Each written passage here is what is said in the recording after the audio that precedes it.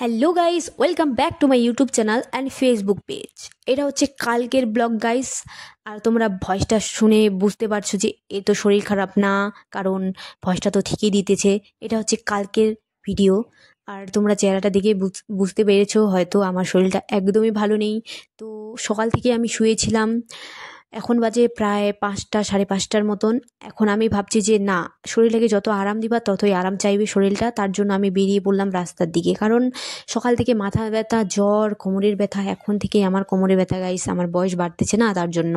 তো আমি রাস্তা দিকে বেরোয় একটা নির্জন পরিবেশ দেখাচ্ছি তোমাদেরকে। দেখো আমাদের ছোট্ট গ্রামের ছোট্ট কিছু দৃশ্য, সবুজে চারিদিকে ঘেরা, আর এদিকে বাচ্চাদের কোলাহল।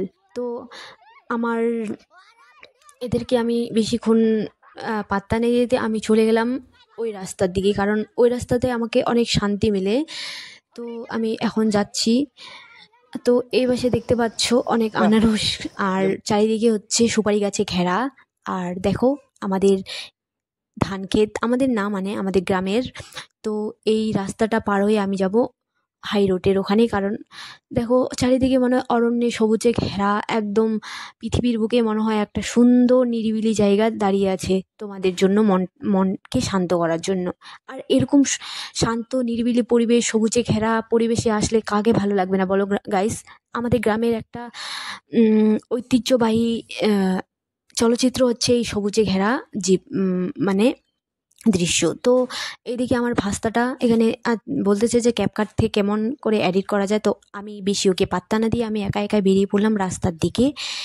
এই রাস্তাটা তোমরা গাইস দেখতে পাচ্ছ, এখানে হচ্ছে অনেক সুন্দর একটা দৃশ্য।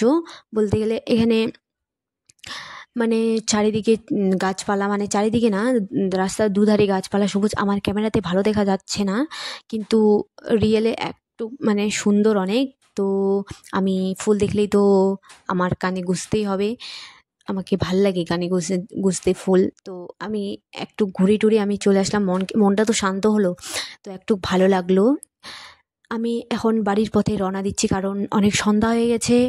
আর আমাকে আবার বাড়িতে যাই সন্ধ্যা দিতে হবে। তো বাড়ির রাস্তায় বাচ্চাগুলো দেখতেছি খেলাধুলা করতেছে, তো ওখানে আমি ওদের সঙ্গে একটু বসে গল্প টল্প করে নিলাম, কারণ বাচ্চাদের সঙ্গে কথা বললে তো মনটা আরও বেশি শান্ত হয়ে যাবে, তাই না?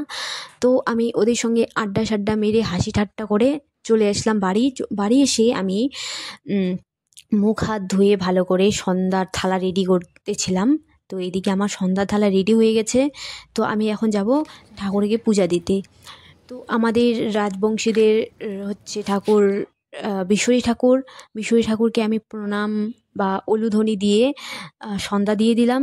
তো সন্ধ্যা টন্ধ্যা দিয়ে আমি আবার আমাদের বাড়ির ঠাকুরকে বা আমাদের তুলসী মা আর হনুমান ঠাকুরকে সন্ধ্যা দিয়ে আমি আমার বাড়ির ঠাকুরকে সন্ধ্যা দেওয়া কমপ্লিট হয়ে, এখন আমার সন্ধ্যা দেওয়া কমপ্লিট হয়ে আমি বসেছিলাম। আর এখন আমি চাটা খাবো। তো বাই গাইস, সুস্থ থেকো, ভালো থেকো, দেখা হচ্ছে পরের ব্লগে। বাই।